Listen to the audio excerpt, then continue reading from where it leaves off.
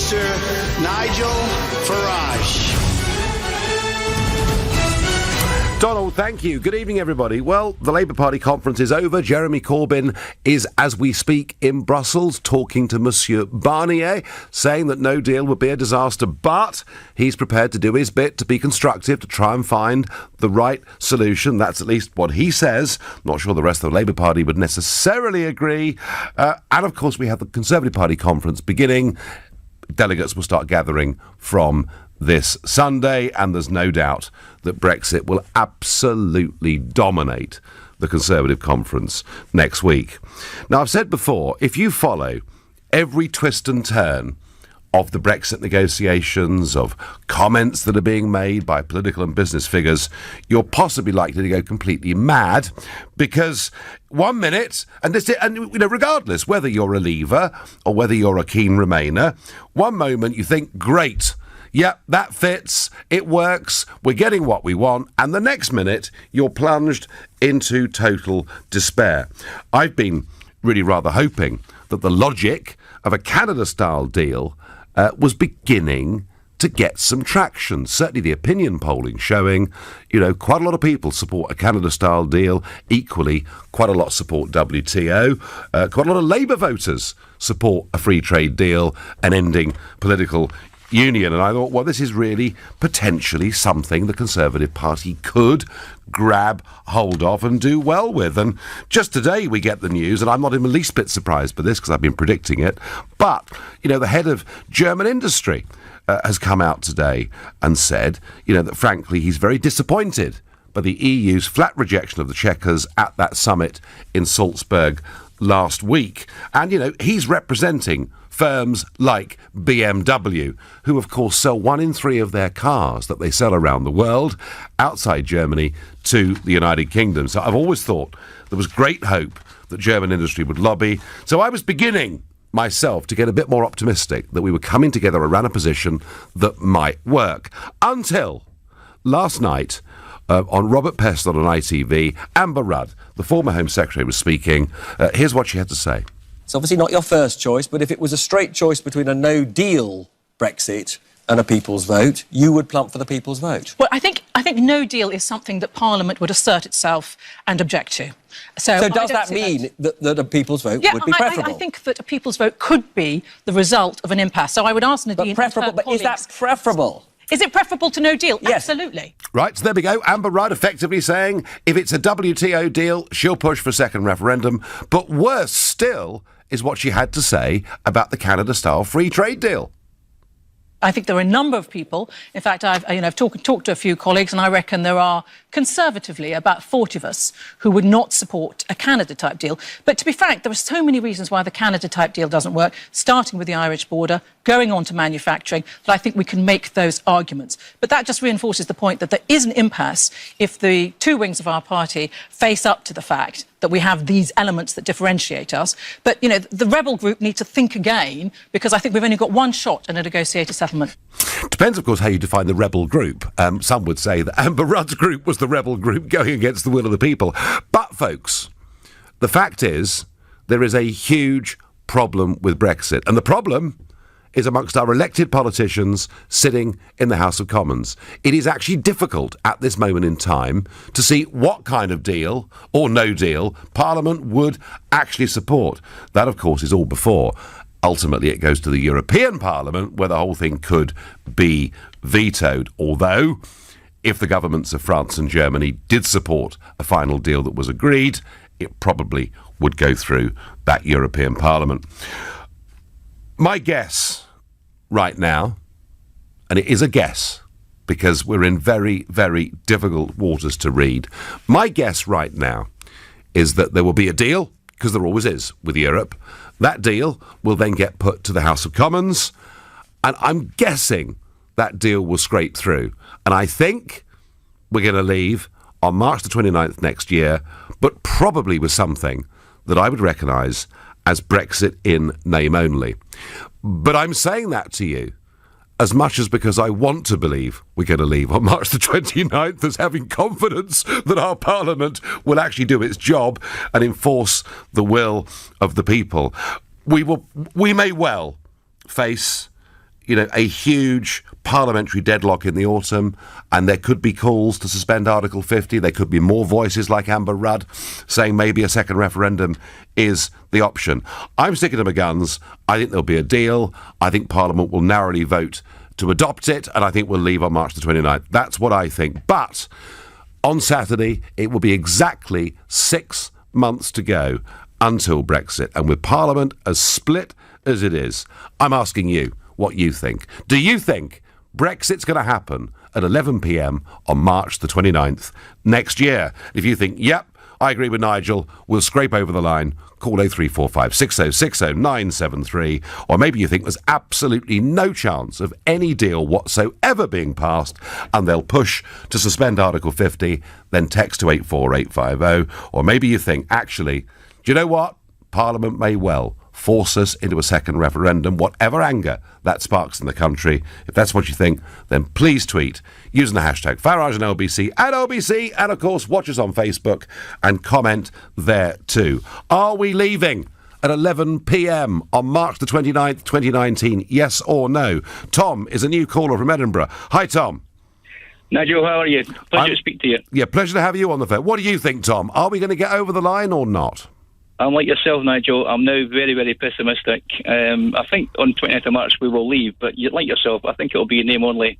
I think it's a stitch up. Like yourself, like everybody really in the country, we don't trust politicians. I think it'll get kicked down the road again, be it transition, be it whatever it's going to be. I just think it's just the establishment are determined to stop this. Whatever way they can do it, they're going to do it. Yes, I mean, even if we leave on the current government stated projection, there will, of course, be a transition phase after that, or they've reworded it, Tom, they always do, and call it an implementation phase, and that's due to be at least 20 months. But you, Tom, you're with me, you think we'll just about scrape over the line?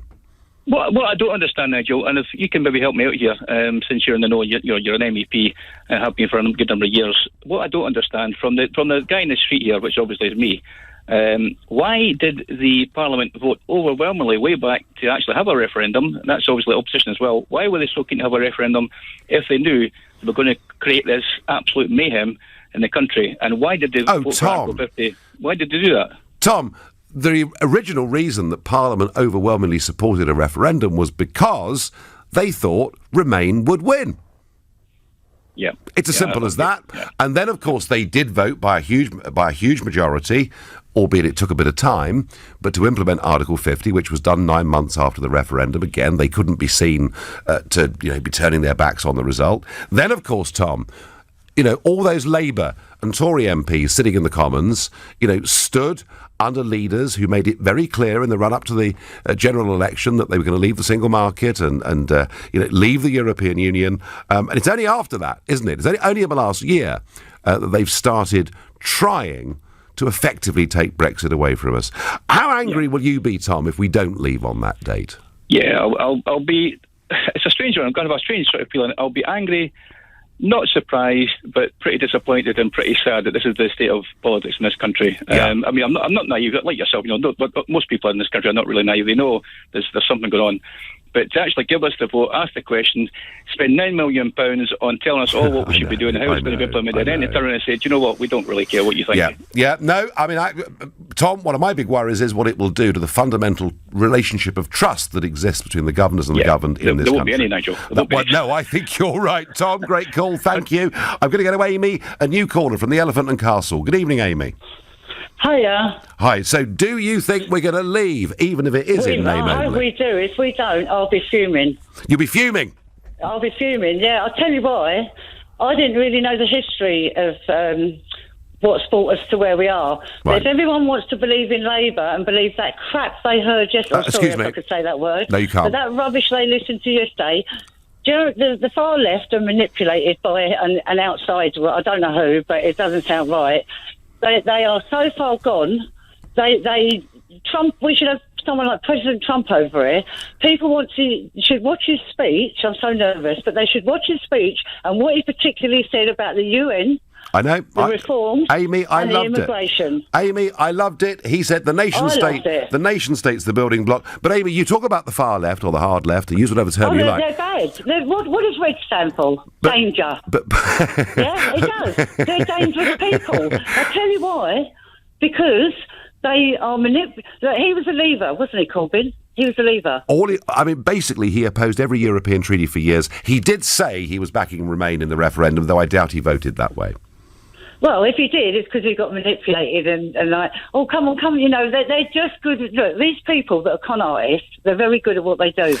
And Trump is right in that. But Amy, here's the problem. The corporation con artist people are running this place.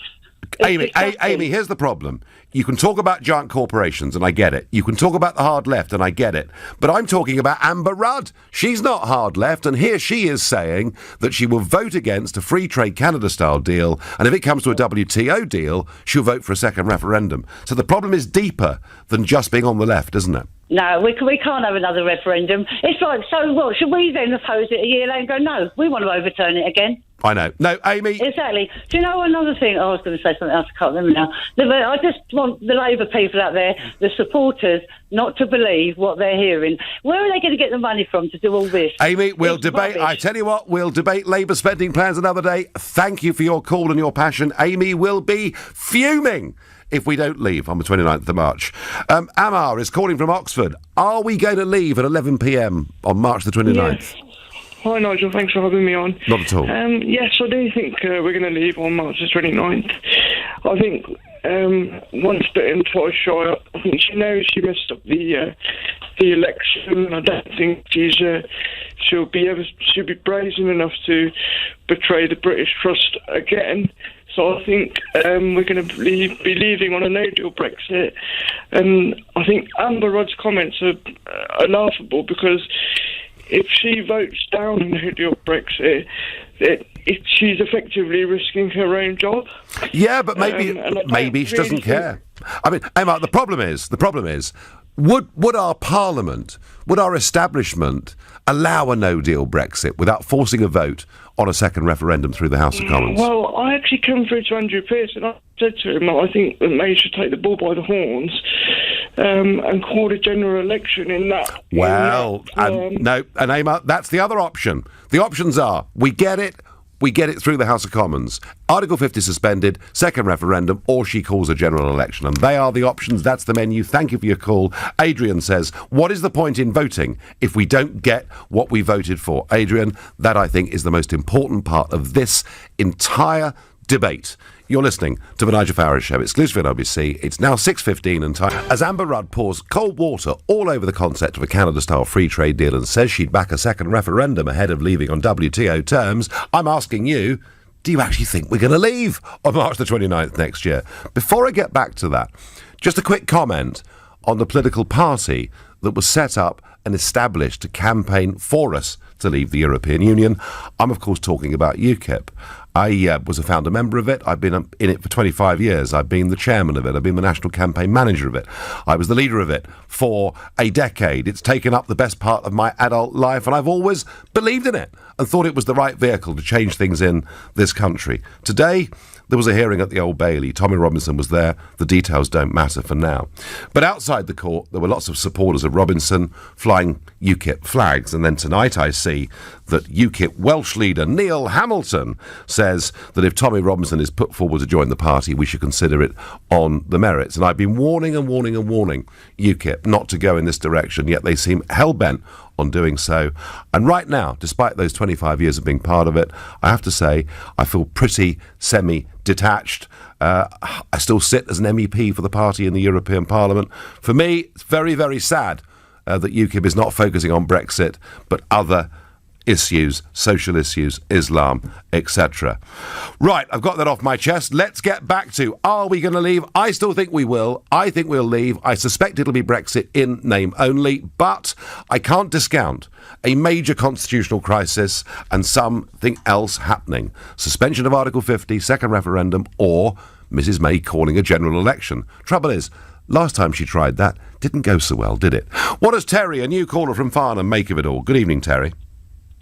Thanks, Nigel. I've been inclined to agree with you. I think it's a rocky road, but I think we will just about, if you can call Chequers a Brexit, we'll get there. And I think probably the big reason for that is listening to Keir Starmer over the last couple of days, putting the option of remaining back on the table. I think you'll find that a lot of Tory MPs now would much rather back Chequers than risk another general election. I saw Amber Rudd to that extent saying she would back Chequers, and she's a staunch Remainer. Yes. So I think that's the direction we'll go. So, I mean, it could well be that you get a vote in the House of Commons, and it won't be Chequers exactly, but a vote that keeps us closely tied to some political aspects of the European Union, including EU law. And then Jacob Rees-Mogg and the Brexiteers are told, if you don't vote for this, you'll bring the government down and cause a general election. That's what it could come to, Terry, isn't it? I think it's going to be fear, yeah. It just surprises me. You've got people like Laura Smith today, the Labour MEP, sort of suggesting that general strikes should be used to force a general election, which is despicable. But I think Labour realise that now is their chance. They have deliberately not put forward a clear message because, you know, you talk about Tories being split between Remain and Leave. You know, you've got the sort of the young, fresh, momentum voter who very much is a Remain candidate.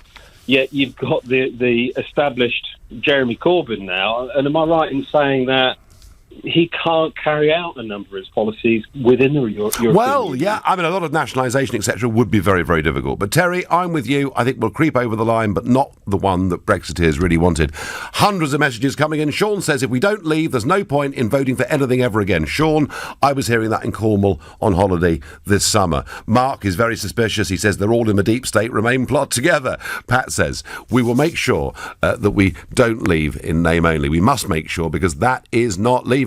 Karen says, imagine how the EU would treat us if we remain. It'd be horrendous. Dominic says, the referendum was purely advisory, so no legal precedent to go through with it. It would be suicidal to carry on going. Do you know something, Dominic? Whilst constitutionally you're quite right in saying that under our laws in this country, it was an advisory referendum. The fact is, we were told in that government leaflet, however we voted, they would abide by the decision. And that is a contract of trust between the establishment, the government, and the people in this country. Ian, deeply sceptical. We'll never leave for real. Too many people with big platforms. Well, stand by for the best of three vote. That is his view. What is the view of Becky, a new caller from Burton? Good evening, Becky. Hi, Nigel. I agree with you in a way. I think we'll leave, but I think it'll be a soft Brexit. Yes. Which I never voted for. Personally, I didn't even think until they were shocked that we voted leave, that then it started talking soft Brexit, hard Brexit. To me... We never heard of that in the campaign, Becky, did we? No, we never heard of it. We knew we would be leaving, and to me, we heard all the fears. We knew we were going to leave the single market, the custom union, and our country was going to come to a standstill, but we still voted leave. They're doing the same argument now to get the people's vote, which is like, we've heard it all before, and let's get all the elite out. Can I just say, Becky, I hate that term. I hate that term, the people's vote. Oh, we had the people's vote in 2016. I don't understand where they think that we didn't understand. Like, we were lied to. We were lied to. When I went out campaigning, I spoke to people, even when that sign on the side of the bus, I said to people, yeah, but it's not necessarily all going to the NHS. The money will go into all sorts of infrastructure. That's just a guide. All right. You know, I just cannot understand how they would think democracy... Because they will do anything, Becky. To call it a people's vote. This is democracy, having a people's vote, a second referendum. That's not democracy. No. To the point that my older son, who voted Remain, I said, you know, if there's another vote, I says, how would you vote? He says, well, I'd vote no now, leave. I says, why? He says, because they've made a mockery out of democracy. This is... I would purposely vote leave now because we had a vote, we lost democracy, and you go ahead with it. It's like as if the little people have spoken, and it's like, oh, my goodness, Do you know, They won't Becky? leave. Do you know, Becky? The It's a morning after the shock. referendum, I called it a victory for the little people, Yeah. and that's exactly what it was. Becky, thank you for your call and for your passion. Why is the second referendum such a bad thing? I get by SMS. Surely just confirming that the people want to leave, or do you think it will swing the other way? If it comes to a second referendum, actually, I think people like Becky's son, there are loads of them. They can see unelected, arrogant old men in Brussels bullying us, being nasty to us. They don't like it, and it is about basic respect for democracy. If there is a second referendum, Leave will win by a bigger margin. But why on earth should we have to go through it? We've done it. Joseph is a new caller from Blackwell. Good evening, Joseph. Hello. So what do you think, Joseph? Are we leaving or not? Yes, we're going to leave, and it's going to be a bad one, says me. And what do you think will be bad about it? Well, before it happened, I was of the impression that it was going to be pretty bad, because mostly just the economy of Britain is mainly driven by services, and for the services industry, Brexit is just a bad idea in terms of the deals and trade that they have with Europe. It doesn't look like there's any trade deals coming in through the pipeline as of yet, so it doesn't seem too good on that front. Well, in terms of services, Joseph, I mean, it's quite important to get one thing into our heads when we're talking about, the export of services and invisible income, and that is that, the European Union, the Eurozone, is only 15% of the world economy. There's a great big world outside there, isn't there? True. However, one of the main driving forces of the UK economy is arguably London, right?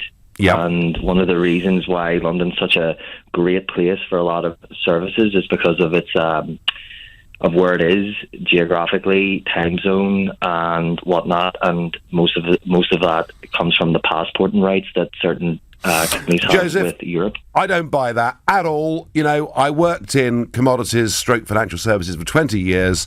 I think our future's global, but, you make a point that does worry a lot of people, and I thank you for the call.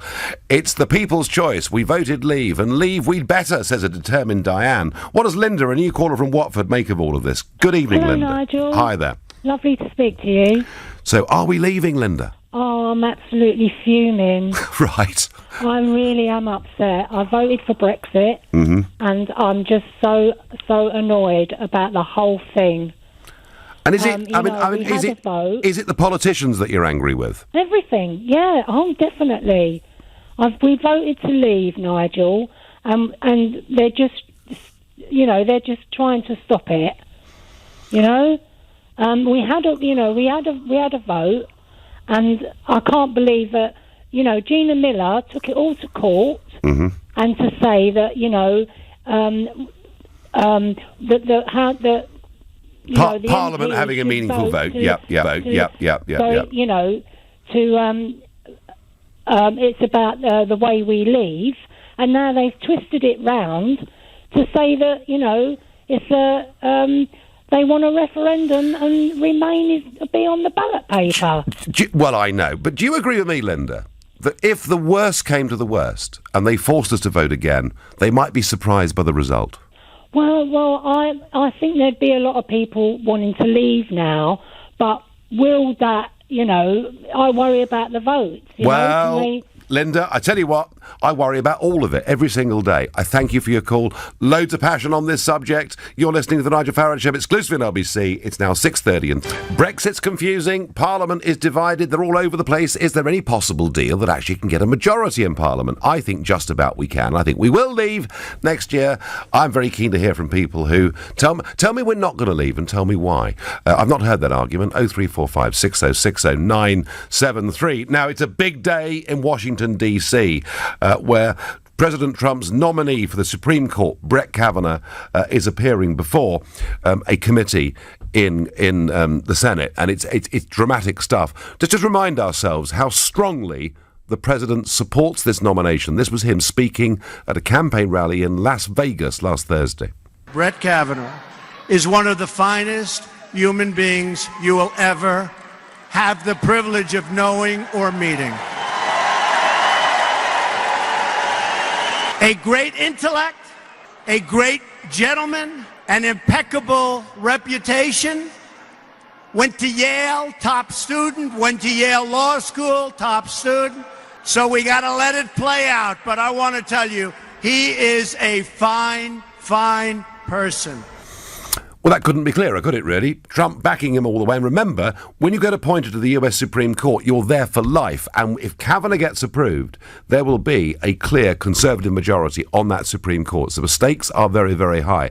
But something has emerged from his past, something from his high school days. And Dr. Christine Blasey Ford was speaking today before the Senate, and she's one of 3 women making accusations against Brett Kavanaugh. These past couple of weeks have been the hardest of my life. I've had to relive this trauma in front of the world. And I've seen my life picked apart by people on television, on Twitter, other social media, other media, and in this body who have never met me or spoken with me. I have been accused of acting out of partisan political motives. Those who say that do not know me. I am an independent person and I am no one's pawn. My motivation in coming forward was to be helpful and to provide facts about how Mr. Kavanaugh's actions have damaged my life so that you could take into a serious consideration as you make your decision about how to proceed. It is not my responsibility to determine whether Mr. Kavanaugh deserves to sit on the Supreme Court. My responsibility is to tell you the truth. And the accusation is that he groped her, tried to get her to take her clothes off. He was there with somebody else, laughed at it. They are the accusations that happened whilst they were high school students back in 1982. Other women have come forward and said disobliging things too about Brett Kavanaugh. Helping me through this is Nina Maria Potts, LBC's reporter in DC. Does Kavanaugh himself appear before the Senate committee today? He will be appearing, Nigel, and we've yet to hear from him because Christine Blasey Ford is still being questioned in front of the Senate Judiciary Committee. You're right in saying that President Trump has defended his Supreme Court nominee until the hilt, really. But we did get an indication, some kind of signal yesterday on Twitter from the president that he would withhold judgment until today's hearings were over. Okay. Dramatic testimony, as you say. It's been a highly emotional morning. And what happens, I mean, after both sides of this argument have been heard, does this then go ahead to a full vote of the Senate? How does it work from here? It's still unclear, and Democrats and Republicans have been locked in a very bitter row over the testimony, playing out as the testimony has emerged this morning. In fact, the committee outsourced the main part of the questioning to an independent prosecutor, Rachel Mitchell, who's been navigating the questioning.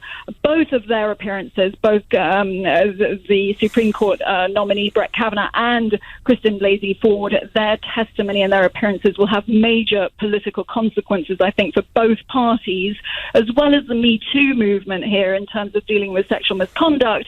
At the moment, the Republicans are saying that it will go forward to a Senate panel vote tomorrow, and possibly a full vote on Monday or Tuesday, but very serious repercussions politically. We're just a few weeks out from the midterm elections, and it's very unclear as to whether or not in this he said, she said account, in which it has to be said that Christine Blasey Ford emerges as a credible and compelling witness. It's very unclear as to whether or not the Republicans are going to try and push this through regardless. Fascinating. Nina Maria Potts, thank you for that. Well, it's unclear what is going to happen over this very, very important nominee for the US Supreme Court. Just as, folks, I would put it to you, it is unclear as to what's going to happen in our Parliament this autumn and whether we're going to get some kind of deal, go through the House of Commons and leave at 11 p.m.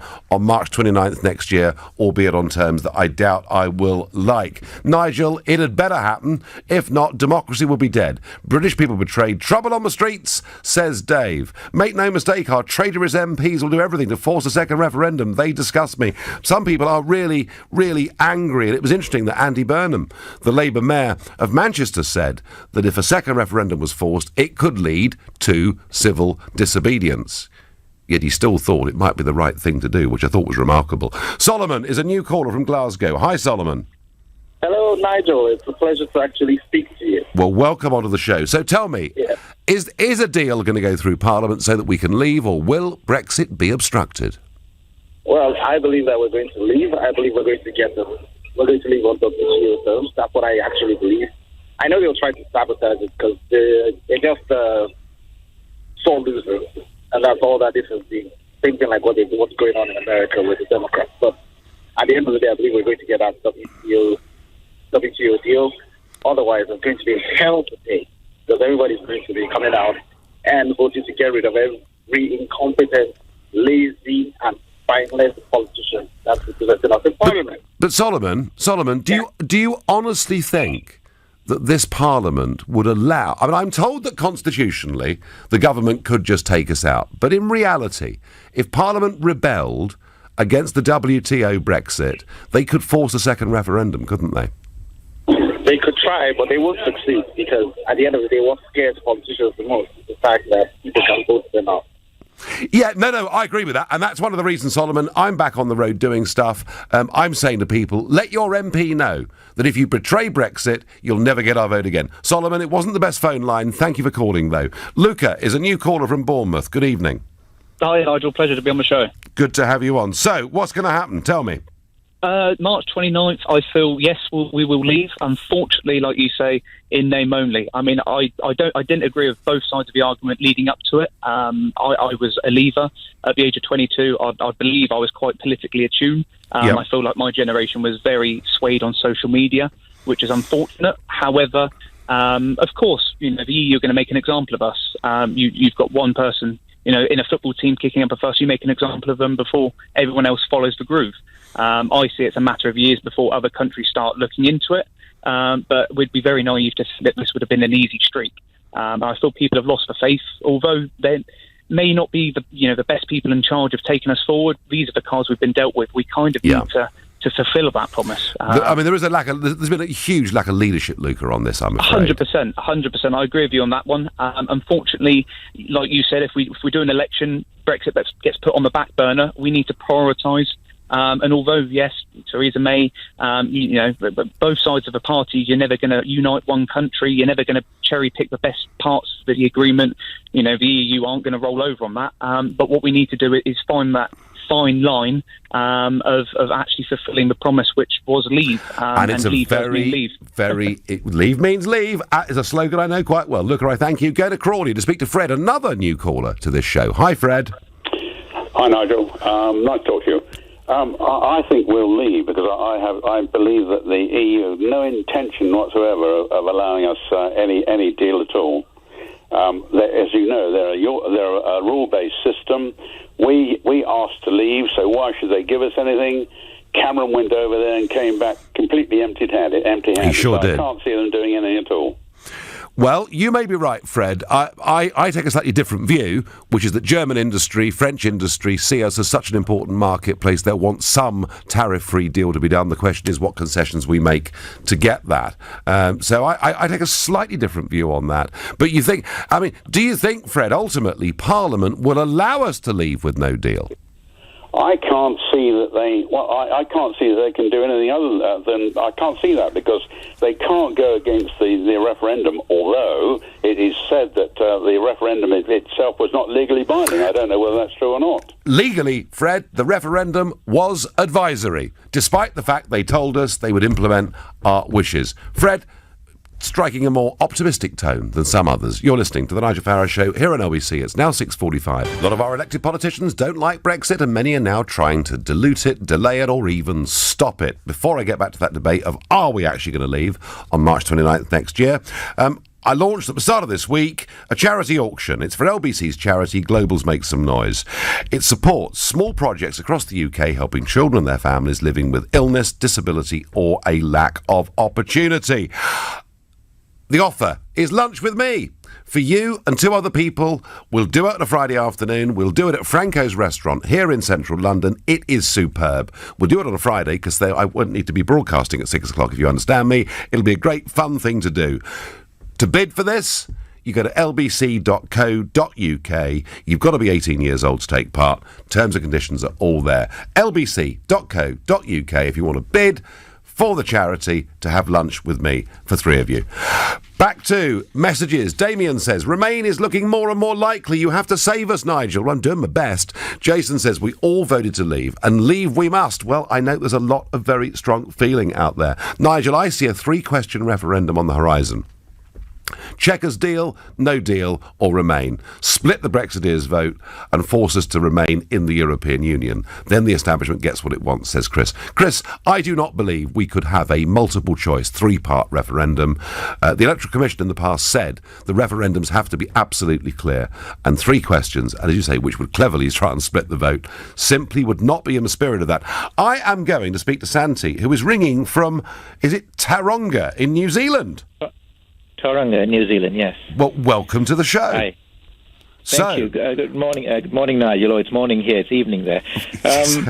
I just wanted to say, Nigel, that I think, unfortunately, I have to agree. You're right. I think we will have some sort of diluted form of Brexit that will go through in March, which will make me extremely angry. I think there must be many people like me who have voted Brexit.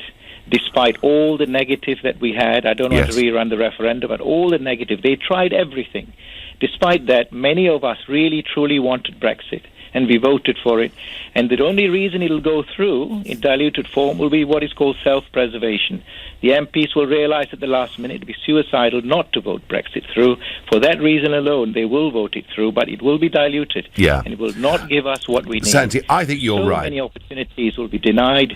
I mean, which country would allow, its natural resources, its own resources to be taken, like fishing? Would France invite us to go and take grapes from their vineyards? It's so... When you really think about it, it's so depressing. But Santi, I'm with you, and that's one of the reasons I'm trying to get people to lobby their MPs in no uncertain terms, is, as you say, self-preservation. Self-preservation could get us over the line. I do agree with that. Yeah, I do agree with that. Right. I do agree with that. Santi, thank you. I'm going to move on. Lots of callers. Christine, a brand new caller from Luton. Hi, Christine. Hello, Mr. Farage. Hello. Nice to speak to you. Good to speak to you. If the referendum went the other way in the second vote, do you think that Europe would just take us back without punishing us by making us take the euro and making us take other things? It's a good point, Christine. If we hadn't actually left the treaty, then I don't think they could force us to sign a piece of paper saying we would have... Yeah, but because we've put in Article 50, we've stated we want to leave, because they're trying to drive a higher bargain to make it difficult for us to leave, do you not think that they would try and get their own way in everything to have us come back? I think, Christine, what they would do is make our lives impossible. If you think that Macron's behaviour and Tusk's behaviour was bad at Salzburg, then you would have seen absolutely nothing to the way they would treat us if we went crawling back to them to say we actually wish to stay. And as for my MP, I'm afraid that he's an ignorant git, because he is Labour. Yeah. And he has an overwhelming vote in Luton to leave, and he was Gavin Shooker, who sat on the fence and would not vote for Article 50 to be Well, Christine, all I can suggest is as many Labour voters in Luton get together and explain. If he betrays the vote of people in Luton, he will never get their vote again. And our previous caller made the point. The best way of getting this through Parliament and getting this over the line is self-preservation. It's MPs being scared about their own future. I think it's time, I get on SMS, for all parties to come together and get the best deal for Brexit. I'd be very angry if we don't. Do you know, I actually do believe that in the wake of the referendum, there should have been a cross-party group established to try and get the best Brexit possible. But I'm afraid we are stuck with a first-past-the-post electoral system in this country. It gives us tribal politics, and this is what you get. James is a new caller from Southampton. Good evening, James. Good evening, Nigel. It's lovely to speak to you. Thank you for having me on. Not one bit. So, James, is it going to happen? No, it's not going to happen at all, Nigel. Don't. No, don't. Go on, tell me why. I'm sorry about this. I'm a huge fan of yours, and I followed Brexit for such a long time, but I've been watching all the key players and all of this. And first of all, the first person we called in to do the job was a Remainer, our friend Theresa May. I know. That's the last person I would have given the job to. Theresa the Appeaser. Absolutely. I mean, she's totally let us down, and she's tried to pass it off as Brexit, and it's not. It's even worse. So, I mean, that is one solid piece of foundation of evidence for me. And recently, Labour, who I've always thought were in favour of Brexit, have just totally turned around in the opposite direction and are totally slaughtering this. And then, of course, there's Vince Cable, who said he respected the vote. And then at a conference recently, he said, "Oh, we can stop Brexit." I know. I mean, James, they don't respect the vote, and that is the point, isn't it? Yeah, absolutely. So, James, given your analysis of this, what do you think will happen? Well, I think it will be, as you said, Brexit in name only, so they'll pretend it's happened, and then over the years, everything will just slide back to as it is now. Right. OK, James, thank you for that very deeply pessimistic view, which angers me, but there we are. People are feeling that way out there. Another James, another new caller, this time from Birmingham. Hi. You all right, mate? Yeah, I'm fine. So what's going to happen, James? I'd just like to say I'm really honoured to speak to you first, Nigel. Well, that's very kind of you. Thank you. Yeah, I think that I'm worried that it's not going to happen. Even though I want it to happen, I'm worried that it's not. I honestly feel like that from day one, the whole thing has been orchestrated in a way that it becomes a disaster and we end up changing our mind. That's how I kind of feel. Yes, I think certainly some of the European Union negotiators have made it as difficult and as bleak as possible with that hope in mind. But James, do you think the will of the ordinary people has changed on this? No, mate, I don't. No, I think that our government, which is majority Remainers, and I think that our mainstream media massively is pro-Remain, and I think the whole narrative has just been a way of trying to twist it and getting us to change our mind. I mean, I hear on mainstream media all day long, Remainers telling me that I've changed my mind. I know. I know lots of Brexiteers, mate, and I'm very vocal. I speak to a lot of people. I don't know one Brexiteer who has changed their mind. James, actually, when we keep getting this stuff about how we've changed our minds, etc., it's not backed up by polling evidence. The biggest poll I've seen on this suggests that actually there are more Remainers would now vote Leave than Leavers who'd vote Remain. If we do get a second referendum, James, I'm absolutely convinced we can win it. James, I thank you for your call. Thank all of you for your calls, and those of you I couldn't get to in time. Right, well, I'm going to be back on Sunday morning at 10 o'clock. I'll be in Birmingham, where, of course, it'll be the Conservative Party conference. At 10 tonight, it's Tom Swarbrick.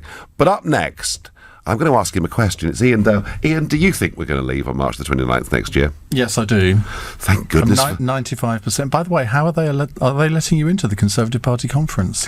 Are you their big defection of the week? I'll be outside the secure zone. They're not yet accustomed to me, I can assure you. I'll wave to you from inside. Nigel, thank you very much. Coming up in